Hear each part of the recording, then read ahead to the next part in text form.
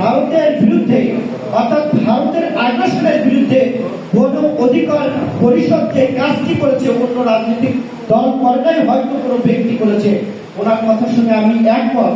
আমি দেখেছি সেই রাতের অন্ধকারে তারেক ভাই ভারতের আগ্রাসনের বিরুদ্ধে এই ঢাকা অলিগলিতে মানুষকে সচেতন করার জন্য দাঁড়ে দাঁড়িয়ে গিয়েছে। আমি দেখেছি কর্নেল জামান সাহেবকে মানুষের দাঁড়ে দাঁড়িয়ে গিয়েছে। আমি দেখেছি ফারুক ভাইকে মানুষের দাঁড়ে দাঁড়িয়ে গিয়েছে। এরকম দাঁড়ে দাঁড়িয়ে গিয়েই তো মানুষকে একত্রিত করেছে।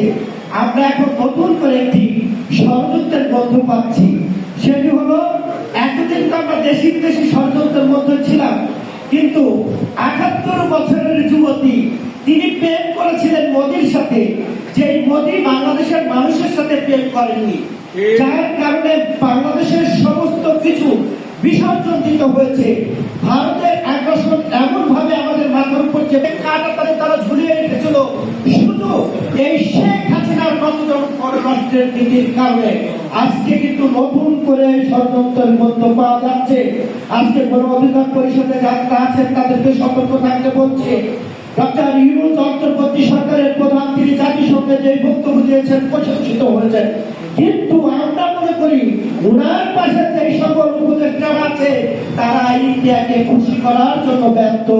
যার প্রমাণ বাংলাদেশ থেকে ইলিশ দিয়েছে, যেটা বাংলাদেশের জনগণ বিরোধিতা করেছিল, তার প্রমাণ গতকালকে দেখছেন যে একজন সাংবাদিক যিনি সবসময় ভারতের বিরুদ্ধে অপকর্মের বিরুদ্ধে কথা বলতো, আমাদের সকলের প্রিয় মাহমুদুর রহমান, তাকেও কারাগারে নিয়েছে।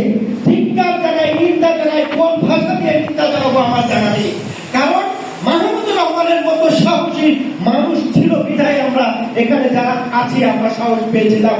দুঃখ হয় আজকে আমি সর্বশেষ যে কথাটি বলতে চাই, আমাদেরকে সতর্ক হতে হবে।